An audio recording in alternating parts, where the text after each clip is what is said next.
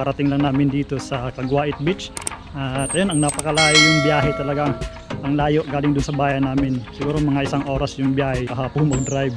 So umalis kami sa bayan is 7, dumating kami dito is 8. Natagalan lang kami kasi paikot-ikot kami dito, naghanap kami ng magandang lugar para maganda naman yung view na istambayan namin, no. So ito, sa tagal namin kakalibot-libot ito hanap ng mga cottage, ay dito kami napunta sa LGU Caguait Tourist Inn. Ayan, so, yung cottage dito is nasa mga 400, tapos may entrance sila 10 piso. Dito pag pupunta kayo dito mga ka-retno ay huwag kayong magdala ng hayop kasi bawal daw dito mga hayop, lalo na pag aso. Bawal daw yung aso dito kahit dyan sa sa beach, tsaka bawal din daw maligo. So ito, may mga bawal sila dito, tingnan nyo na lang. So ayan yung aso, yan, bawal daw magdala ng aso. So marami silang mga bawal dito mga ka-retno. So ayan, wala masyadong tao ngayon. Alas 9 pa na ng umaga. So 2 cottage lang kami nag-rent dito. So may isa dyan, tapos dun kami. So ayun, maganda kasi maaga kami nakarating. So maganda itong lugar dito mga ka-right, no. Kung nakikita nyo, tahimik. So kung pupunta kayo dito, huwag yung weekends kasi talagang napakadami ng tao dito. So pag pupunta kayo dito, yung araw na Monday to Friday. Andito na yung lahat ng mga pagkain namin kasi kagabi tagal ko natulog kasi niluto ko pa to.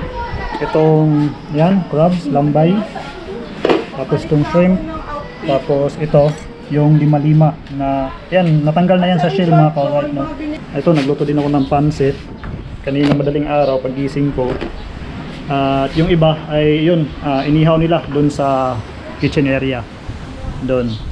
So nagdala din kami ng kayak mga ka-right para magkayak dun sa dagat. So ayun yung dala namin kayak. Then dinala din namin yung lamisa namin dun sa bahay para magamit namin. Pero bawal daw yan ilagay dun sa beach kasi bawal daw kumain dun. So daming bawal dito mga ka-right, no.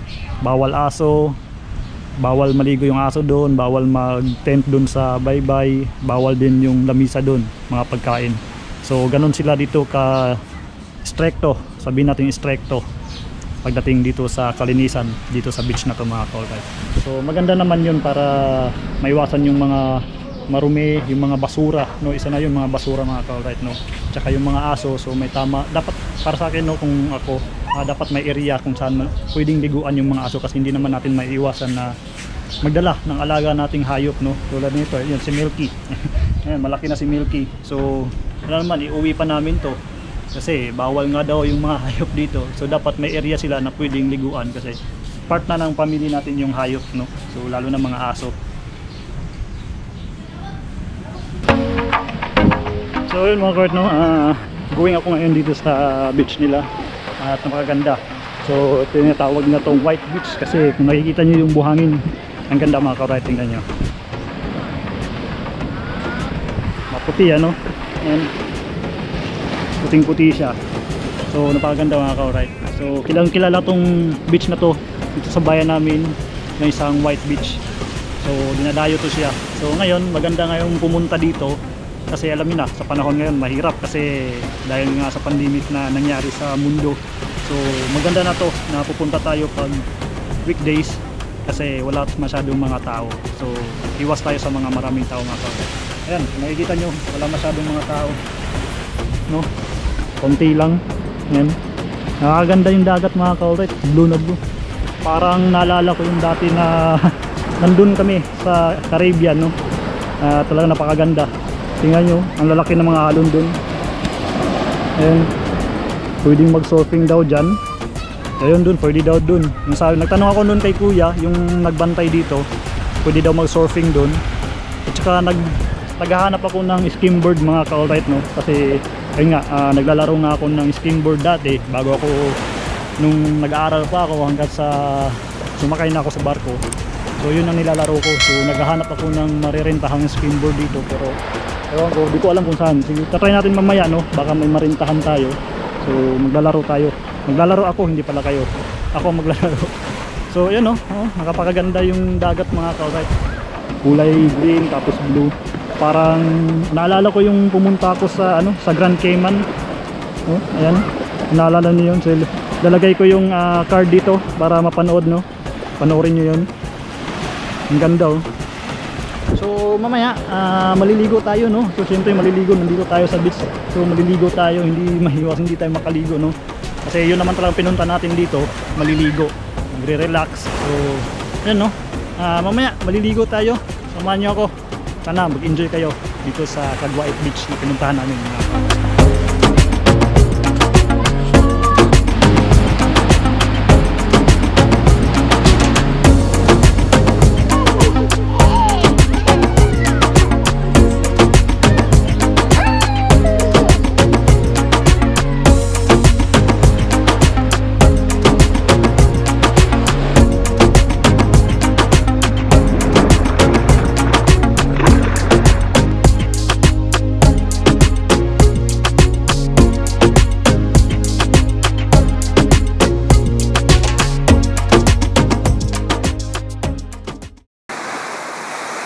Parang malakas na yung ulan dun, mga ka-alright, oh.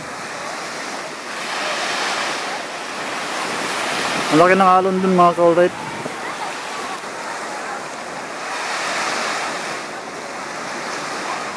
So mamaya maliligo tayo, mga ka-alright, no? So antayin ko lang na ma-full yung isang GoPro at yun na yung pang underwater natin mamaya kung maliligo tayo. So hindi ko na ito muna ilulublob sa tubig kasi ayun, nagmo-moist na siya. So baka masira. So, wala pa akong pambili, wala pa akong pampalit na ito. So wala pang balik sa trabaho. So anuhin muna natin to. Tubig. So ingatan muna natin tong GoPro natin, mga ka-alright, no? So ayan, sarap ng tubig, mga ka-alright.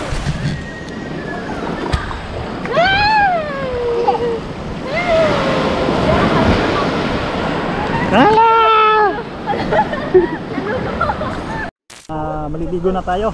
So gamit ko na itong isang GoPro. Ayan, para may kuha tayo sa ilalim ng tubig.